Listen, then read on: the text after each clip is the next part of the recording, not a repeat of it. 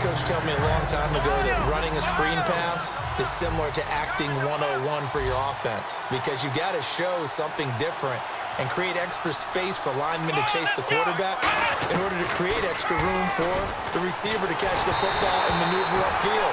In this case, they'll give a lot of credit to the defense. They communicated well. You could hear them talking to each other on the field, and they reacted and knocked it away. So on fourth down, here's the veteran left-footed punter Donnie Jones to kick it away.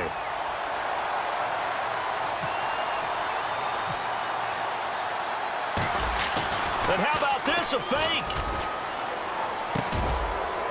And this is incomplete. A huge gamble, and it does not pay off. Well, not only did they try to fake it, they put the ball in the arm of their punter, and it didn't work out.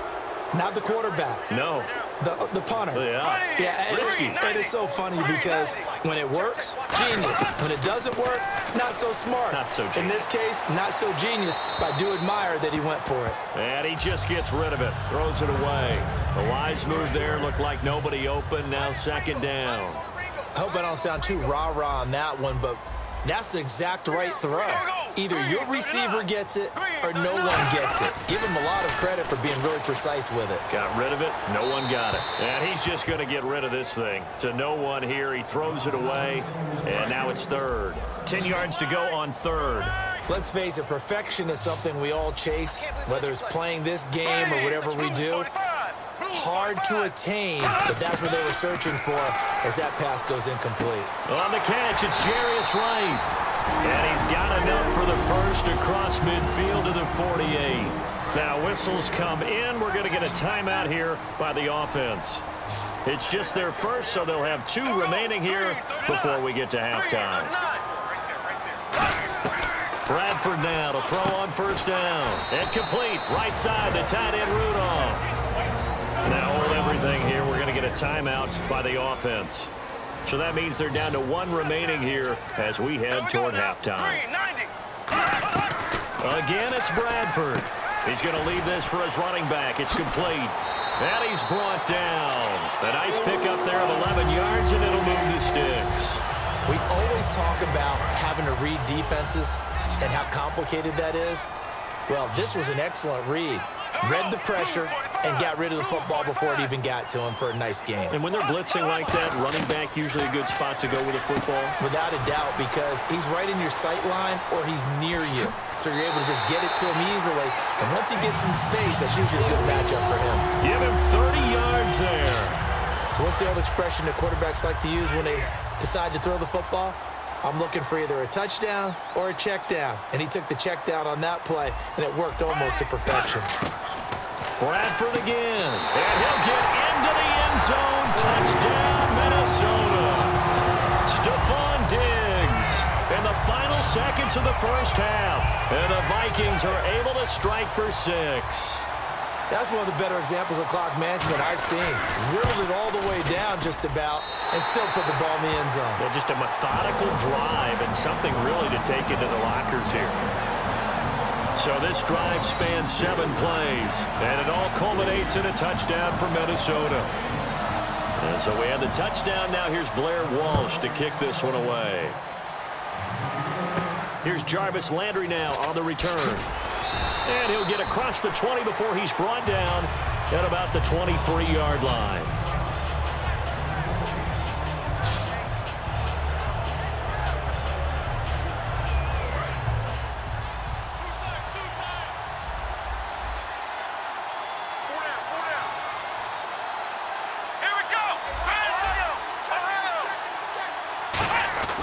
They'll try and start this drive in the air. Buying time to his left.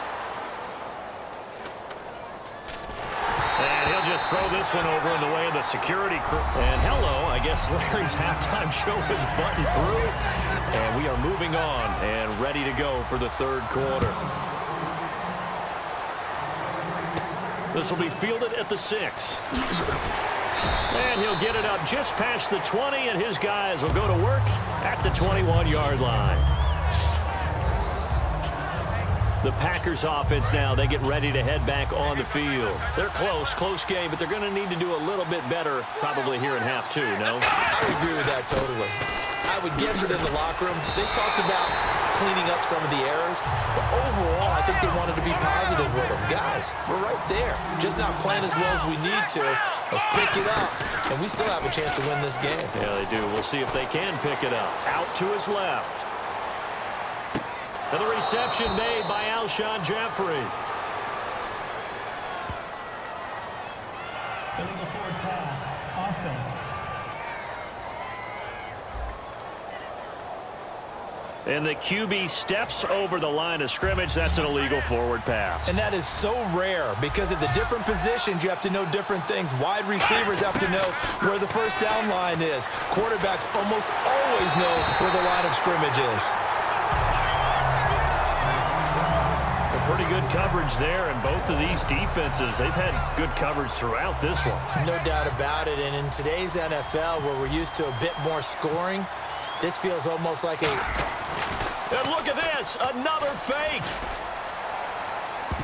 And this is incomplete. A huge gamble, and it does not pay off. Well, not only did they try to fake it, they put the ball in the arm of their punter, and it didn't work out.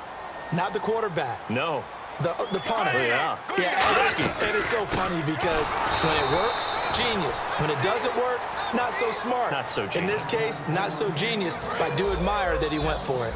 I'm actually surprised they didn't get out of that play. I didn't see anyone pressing the line of scrimmage for the defense. Again, Peterson. And they'll lose yardage here. Knocked back to the 19-yard line. So he loses 3 yards there. Now third down. That draw play got blown up by the blitz of the defense. Ordinarily, that's exactly what you want. You want them to blitz, and they go past you, and you go past them for a big gain. But in this situation, they hit him at the worst possible spot, right exactly where you were running the draw, and he got in there and got him. So on fourth down, the Vikings send out Blair Walsh to try the field goal here. From the left hash, a chip shot here. And we return, welcoming you back to Minneapolis. It's the Vikings in possession of the football and the lead. They'll be looking to add to that total as we begin quarter number 4.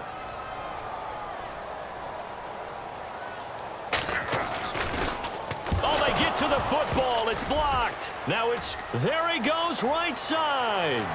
He's at the 50. He's at the 30. And they will score. It's a Packer touchdown.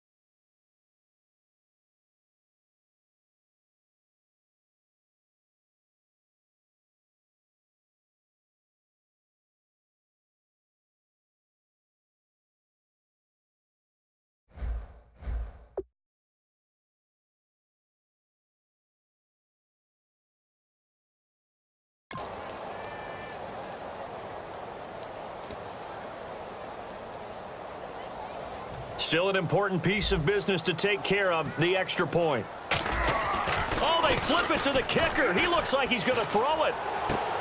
And complete right side to Cook.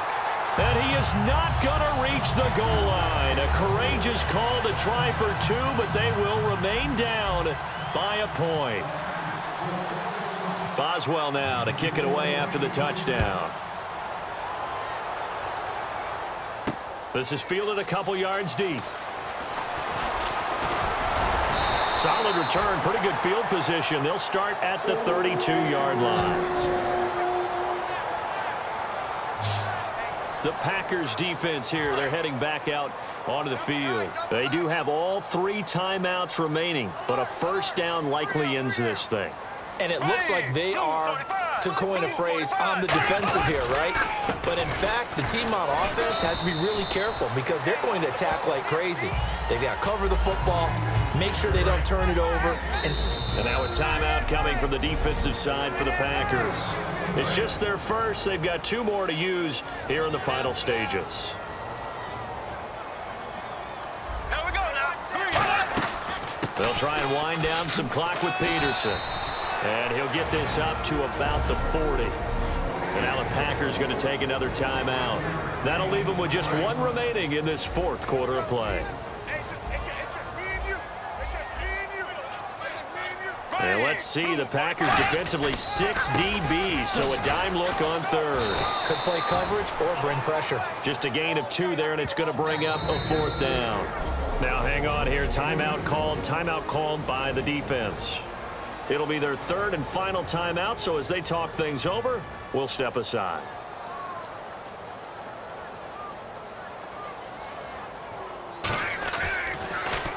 He gets this one away, and boy, it's another boomer. And that one hits at the 7, but bounds into the end zone, and that'll be a touchback. Now the Packers get set to go. They're only in need of a field goal, a decent amount of time on the clock. So tell me if I'm wrong. You don't have to be too panicked here. No, not at all. I agree with you. And this is where your preparation and your confidence comes into play. They've worked on these situations. They practice this all the time, They practice it all the time. They know what they want to get done. And in a lot of cases, the great competitors, they love this situation. They think they can go ahead and get it done. They practiced it. We'll see if practice makes perfect. 2nd down here after the incomplete pass. We know it's not an easy job to go out and catch passes when people are trying to tackle you and knock the ball away. But the bottom line is, that's a pass he's got to have and a pass he should have caught. Jeffrey with a catch left side. And he's going to get this one across the 30-yard line. Looking to speed things up here, going with some tempo. They'll look to throw. Surveying the field. Now a desperation throw deep. That's caught inside the 20. It's a big play that time for the Packers. And even 50 yards. Here we go. And they are able to spike this in time. And that is going to set up a field goal try that one way or the other will decide this football game. And now the Vikings are going to stop it here on defense with a timeout. And as the 2 teams talk it over on their respective sidelines, we take a break.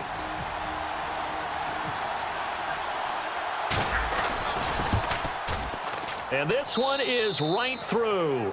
And there'll be some happy cheeseheads tonight as the Packers have won the game. Well, Charles, the